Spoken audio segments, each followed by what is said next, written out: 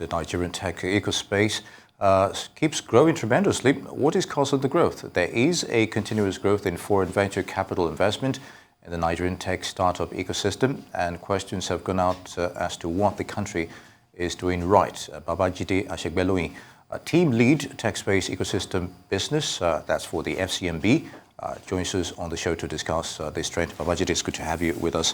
Thank you. So what's fueling this tech growth in Nigeria and why, you think? I think the tremendous growth is basically driven by young, enterprising, viable, strong, talented individuals that have decided that it's clear that we're at an age where digital technology holds a transformational, tool in surviving first and succeeding financially. And we've seen a lot of these young individuals, both male and female, create innovative solutions that are tending towards problems across different verticals: finance, agri, education. So basically, I would say it's driven by sheer determination and sheer enterprise of the Nigerian youth. Okay, so how has it really supported in providing job opportunities for these Nigerian youths? I think it's clear because as at the FC4A research, jobs or employment have been created at about 76% by these tech startups that are across different verticals, like I mentioned initially. So you have about, in Lagos alone, about 750 tech startups, and this keeps growing. And these businesses don't stay on their own. They require human capital to drive them. And the human capital are aged between 18 to 35 years. It's growing, and we would need more capital to drive it, mainly tech capital, but of course, a combination of people who have business skills and digital tech skills. So yes, it has assisted, and it will continually assist, help with meaningful engagement. Yeah, indeed, Babajide. Now, let's talk about a growing global digital economy. How's Nigeria embracing this development and the prospect for alternative income, especially when it comes to contributing to the country's GDP? Yes, so in the last 2-3 years, there's been a clear growth into the contribution of ICT into the Nigerian GDP.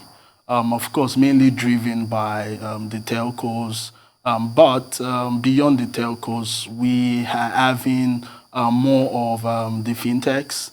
The Fintechs play a leading role in positioning the country as an innovation provider for the sub-Saharan Africa. So we have businesses today, Fintechs, agri-tech, edtech companies that are providing solutions that not only caters to Nigerians, but is catering to Africans. They are contributing in some way or the other to driving alternate income for the nation Nigeria. And it can only get better as that industry or that spectrum grows. Right, so I'd like to get your take on what can be done to adequately prepare more Nigerian talent in terms of benefiting from the growing global digital economy. Yeah, I must say that a lot of things have been done by impact-driven organizations into trying to promote the importance of the teaming youth taking on digital skills in artificial intelligence, as much as even graphics design, as much as even basic IT administration, hardware, and the different cross-spectrum of software trainings. But of course, our education system still has more to play in ensuring that our university, secondary, and primary education is structured in such a way that digital technology as a knowledge is infused into it. So we can do more, but I think we've started in a relatively, what I'll say, average level. At least we've started. That's the main thing. And let's talk about legislation and policies towards technological growth in Nigeria. Do you think, to a large extent, we have that enabling environment in terms of policies, directly aimed at the growth of this sector, you think? So I think bulk of what has happened in the sector has been private-driven. Like I said in the beginning, sheer determination of the youth. For our policies, from my own experience most of the time, policy usually catches up, or regulation usually catches up with innovation. So more and more we're seeing that there is more conversations between the policymakers and youthful representatives like myself to see how things can get better. But we're still far from where we want to be because there's still the debt of infrastructure and a couple of things, But I'm positive. I'm very hopeful that if we've gotten to this point, if we make enough noise with the value the tech ecosystem is bringing, then the policymakers don't have any other choice than to listen to us and make the right kind of policies that will drive growth within that ecosystem. Good. Right. So I'd like for us to sort of look at it from a different angle. Do you think that gender balance can be achieved, especially when you take into the fact that the industry is dominated by men?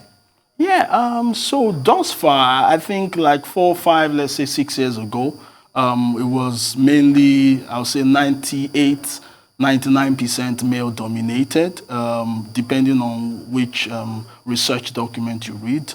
That has thinned down to about 77% of male now.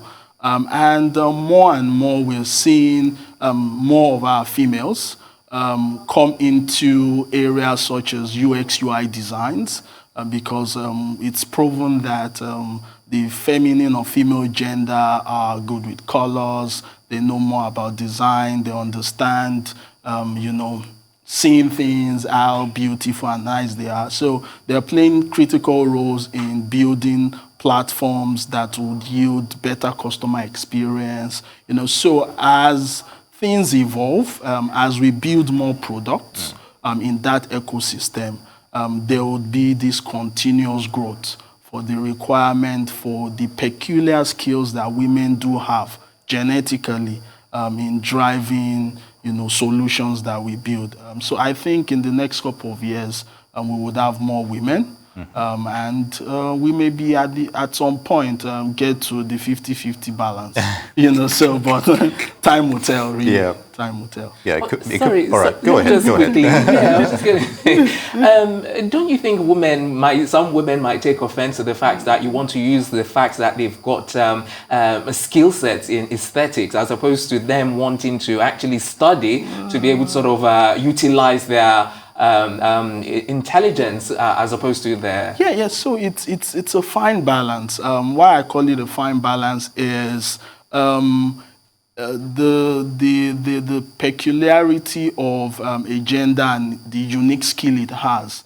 It's an added advantage. So what it does for women really is that they have a genetic skill that can be amplified by intelligence.